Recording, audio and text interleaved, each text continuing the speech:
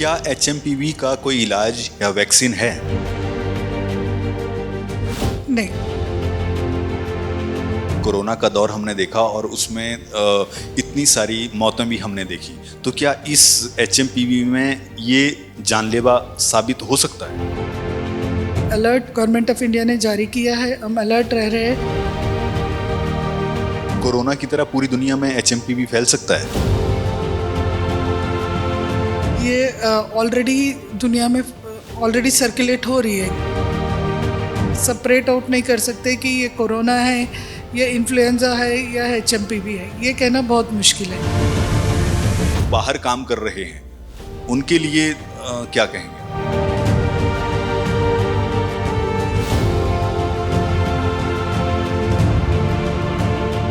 चीन से एक बार फिर एक वायरस निकला है और जब चीन की बात हो, वायरस की बात हो, तो हमें याद आती है कोरोना की, क्योंकि कोरोना का काल जिस किसी ने भी देखा है वो बहुत खतरनाक समय था।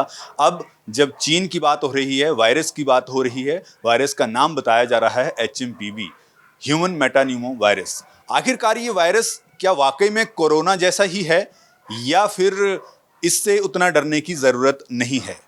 बहुत सारे सवाल जो हैं वो सभी के मन में चल रहे हैं। हिंदुस्तान की बात करें, भारत की बात करें तो अब तक एचएमपीवी के 8 केस आ चुके हैं। लेकिन सवाल वही है कि क्या ये वाकई में कोरोना जैसा ही खतरनाक वायरस है? क्या इससे उतना ही डरने की जरूरत है? क्योंकि लक्षण भी कुछ कुछ कोरोना जैसे ही हैं, सावधानियां भी कोरोना जैसी ही बरतनी होंगी।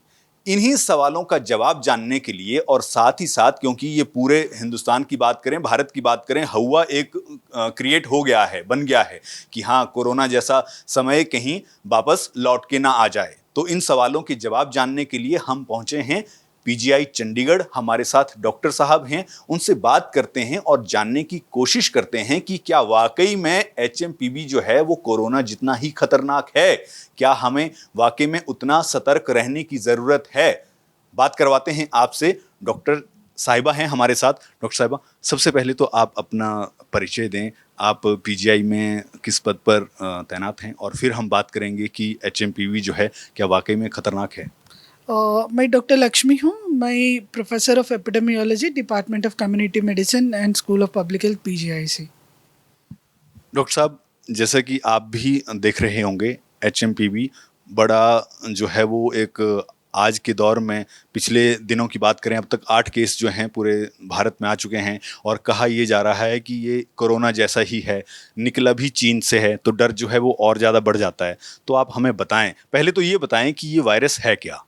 ये वायरस रेस्पिरेटरी इन्फेक्शन कॉज करने वाली वायरस है। ये बहुत सारे वायरसेस जो हमें की खांसी जुकाम वगैरह करते हैं, जिसमें इन्फ्लुएंजा है और बच्चों में रेस्पिरेटरी सिंसिशियल वायरस है, एचएमपीवी है। ये बहुत तरह के अलग अलग तरह के वायरसेस होते हैं जो कोरोना वायरस होती है। ये सारे रेस्पिरेटरी इन्फेक्शंस कॉज करते हैं। उसमें ये एक तरह की वायरस एचएमपीवी है।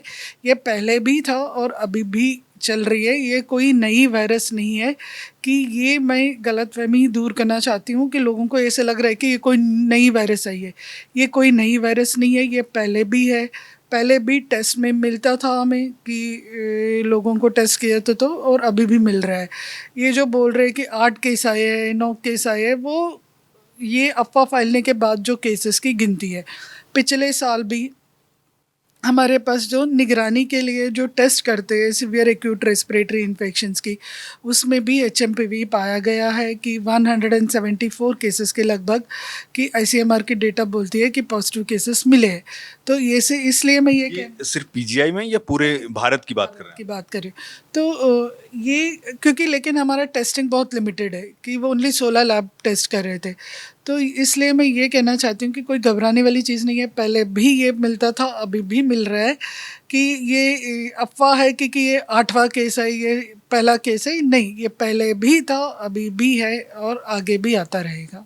डॉक्टर साहब, इससे क्योंकि कोरोना और एचएमपीवी के लक्षण जो हैं वो एक जैसे हैं, तो फिर कैसे आप थोड़ा सा बताएं कि किस तरह के लक्षण जो हैं वो आ रहे हैं और साथ में सावधानियां क्या बरतनी चाहिए?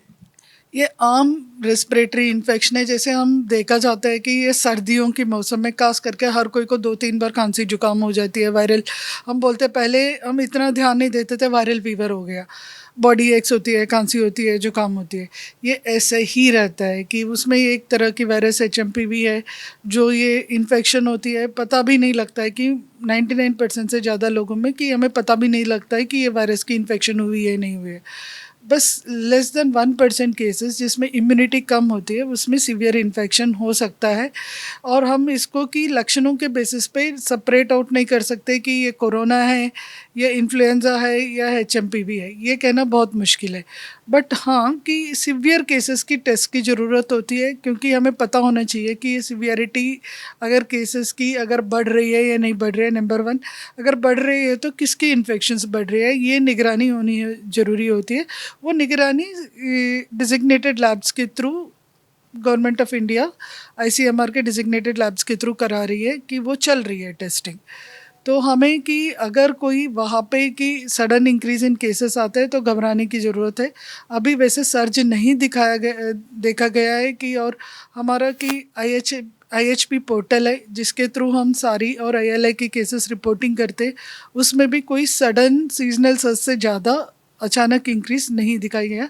तो फिलहाल कोई खतरे की प्रॉब्लम नहीं है, खतरा नहीं है। हम बात करें अगर पीजीआई चंडीगढ़ की, तो यहाँ अब तक किस तरह के प्रबंध जो हैं इस तरह का, मान लीजिए अगर कोई केस आता है तो क्या पीजीआई चंडीगढ़ जो है वो सक्षम है?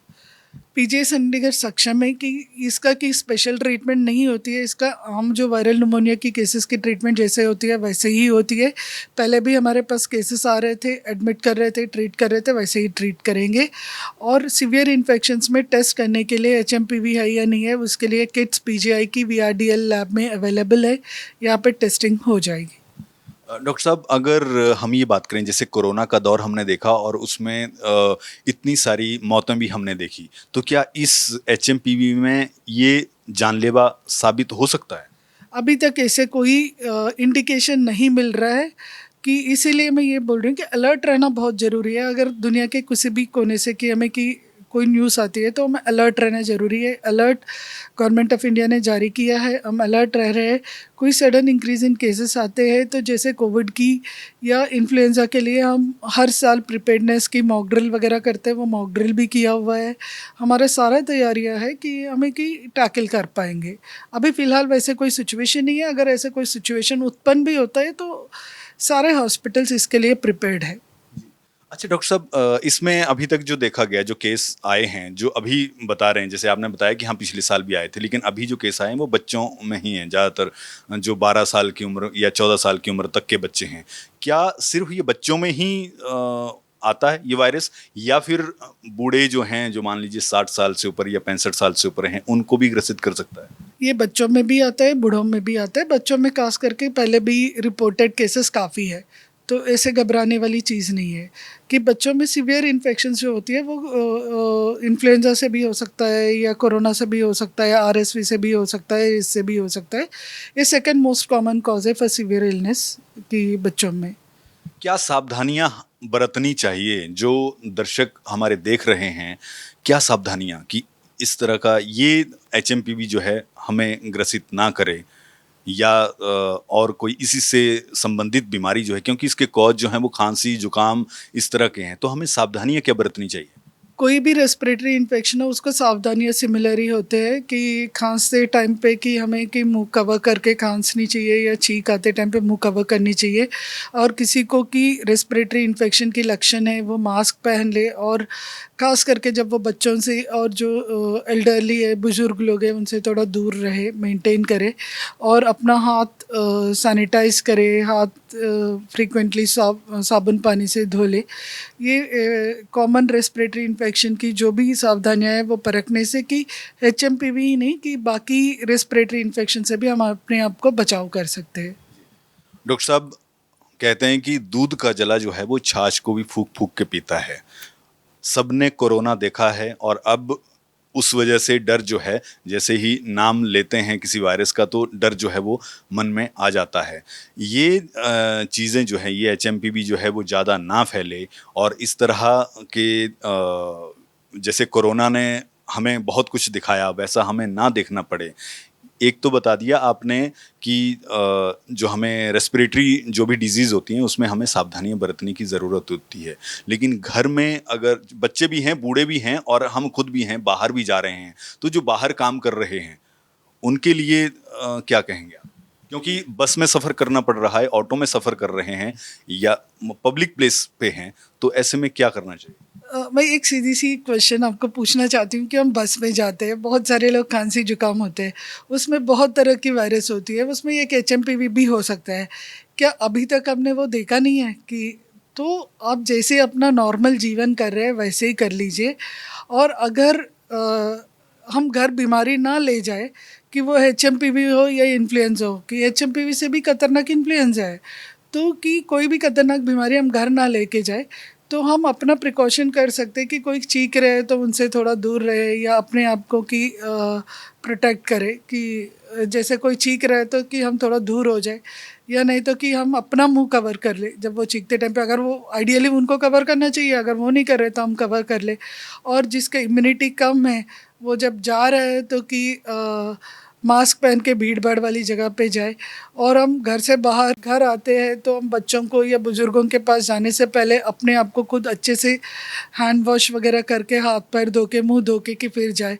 कि खास करके ये हमारा रूटीन में लोग जो हाइजीन की जो होती है ना, कि पुराने लोग अगर आप देखते हैं तो घर के अंदर कोई मेहमान भी आता है तो वो बोलते हैं कि हाथ पैर धो के आइए, मुंह धो के आइए।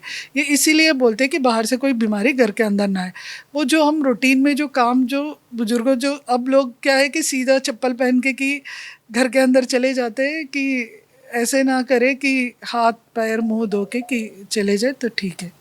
कोरोना में वैसे हमने ये सब कुछ किया भी है, हमें आदत। हमें दोबारा करनी है, बस इससे कोरोना ही नहीं बाकी बीमारियों से भी हमारा प्रोटेक्शन हो जाती है। एक आखिरी सवाल, जो हर किसी के मन में डर है इस वायरस को लेकर, और खासकर चीनी कनेक्शन को लेकर, और कोरोना बार बार याद आ जाता है, तो सवाल यह है कि हमें डरने की ज़रूरत नहीं है। नहीं, अभी हमें फ़िलहाल डरने की ज़रूरत नहीं है। मैं लोगों को यही कहूँगी कि लोग पैनिक ना हो, ऑथेंटिक न्यूज़ चैनल से जो न्यूज़ आ रहा है उसको फॉलो करें, सोशल मीडिया के बातों पे जाके कि अननेसेसरी पैनिक ना हो। मैम, एक सवाल ये कि क्या ये कोरोना की तरह पूरी दुनिया में एचएमपी फैल सकता है? ये ऑलरेडी सर्कुलेटिंग वायरस है, कि ये ऑलरेडी दुनिया में ऑलरेडी सर्कुलेट हो रही है, कि ये अलग से फैलने की ज़रूरत नहीं है, कि ऑलरेडी है। यानी कोरोना की तरह ये भी फैल सकता है, इतने ज़्यादा केसेस आ सकते हैं? नहीं, केसेस मतलब सीवियर केसेस तो बहुत कम होते हैं, कि ना आम इन्फेक्शन है तो ऑलरेडी लोग बहुत सारे लोग इन्फेक्ट हो भी चुके हैं और इम्यून भी हो चुके हैं, तो इसीलिए कोई घबराने वाली चीज़ ऐसे नहीं है। कोरोना की तरह ही है ये एचएमपी? ये एक वायरस है, कि कोरोना एक ग्रुप ऑफ वायरस है, ये अलग ग्रुप ऑफ वायरस है एचएमपीवी। इन्फ्लुएंजा अलग ग्रुप ऑफ वायरस है, ये सारे रेस्पिरेटरी इन्फेक्शंस कॉज कर सकते हैं। तो लेकिन ये अलग अलग वायरस है, अलग अलग फैमिली है, कि जैसे अलग अलग ऑर्गेनिजम्स होते हैं, तो ऐसे ही ये वायरस में भी अलग अलग तरह की वायरस होती है, अलग अलग वायरस है, लेकिन बीमारी एक ही टाइप की, इनकी जो बीमारी जो कॉज करती है उनकी लक्षण एक जैसा होता है। क्या एचएमपीवी का कोई इलाज या वैक्सीन है? नहीं, कोई इलाज ऐसे दवाई अगर आप इलाज अगर इन द सेंस कि कोई स्पेसिफिक मेडिसिन है, ऐसे नहीं है, वैक्सीन नहीं है इसके लिए, कि बिकॉज सेल्फ लिमिटिंग इलनेस है, वो अपने आप ठीक हो जाती है, इसके कुछ करने की ज़रूरत नहीं है। एक आधा सीवियर केसेस अगर किसी में होता है तो हमें उनको सपोर्टिव थेरेपी देनी होती है, इसके अलावा कोई और इलाज नहीं है। किस तरह की सपोर्टिव थेरेपी? अगर मान लीजिए किसी को ऑक्सीजन की ज़रूरत है तो ऑक्सीजन की सपोर्ट देने की ज़रूरत पड़ती है, अगर तेज़ बुखार है तो बुखार कम करने की दवाई देनी पड़ती है, इस तरह की। अगर उनमें सेकेंडरी बैक्टीरियल इन्फेक्शन हुआ तो एंटीबायोटिक्स की ज़रूरत होती है।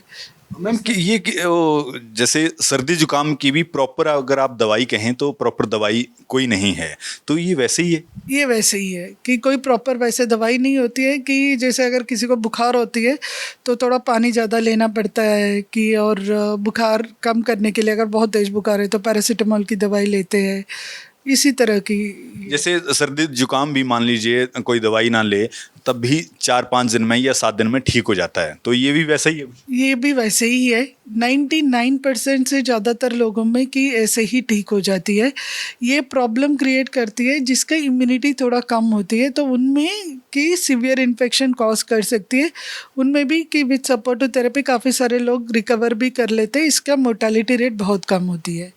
शुक्रिया डॉक्टर साहब आपका ये इतनी अच्छी जानकारी देने के लिए। तो दर्शकों, हम आपसे भी ये कहना चाहेंगे, जैसे डॉक्टर साहब ने कहा कि पैनिक होने की ज़रूरत नहीं है, ये एक पुराना वायरस है, कोई नया वायरस नहीं है। और सबसे बड़ी बात ये कि जैसे दूसरी रेस्पिरेटरी डिजीज़ होती हैं वैसा ही ये वायरस है, आपको ये समझने की ज़रूरत है। और साथ ही साथ ये भी समझने की ज़रूरत है कि जब आप बाहर जा रहे हैं या फिर बाहर से घर आ रहे हैं तो अपने हाथ पाँव जो हैं वो धोने हैं। अपने परिवार से अगर आप मिल रहे हैं तो फिर हाथ जब आप धोएं तभी आप मिलें। और अगर आपको सर्दी खांसी जुकाम है तो जैसे हम नॉर्मली भी अपने घरों में ये करते हैं कि जिसको सर्दी खांसी जुकाम है उससे थोड़ी सी दूरी बना के रखते हैं, या फिर वो इंसान खुद ही दूसरों से, अपने परिवारजनों से दूरी बना के रखता है ताकि दूसरे परिवार वालों को ये बीमारी जो है या सर्दी खांसी जुकाम जो है वो ना हो। वैसा ही आपको इस मामले में भी करना है। बहरहाल, आप देख रहे थे माई हिंदी टीवी। मैं हूं संजीव कुमार और वीडियो जर्नलिस्ट मेरे साथ हैं अमित कुमार,